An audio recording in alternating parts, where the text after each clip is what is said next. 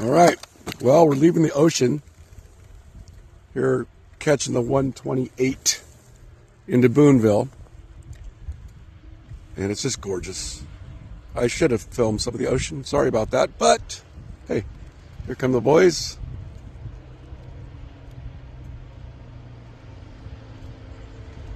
Look at that. There's the KTM. There's the Beamer.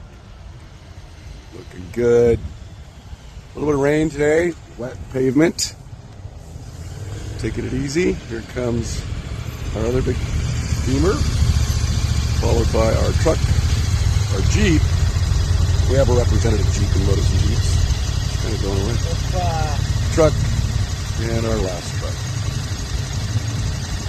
Got some beautiful elk tacos last night out of that truck. That last truck. Fantastic.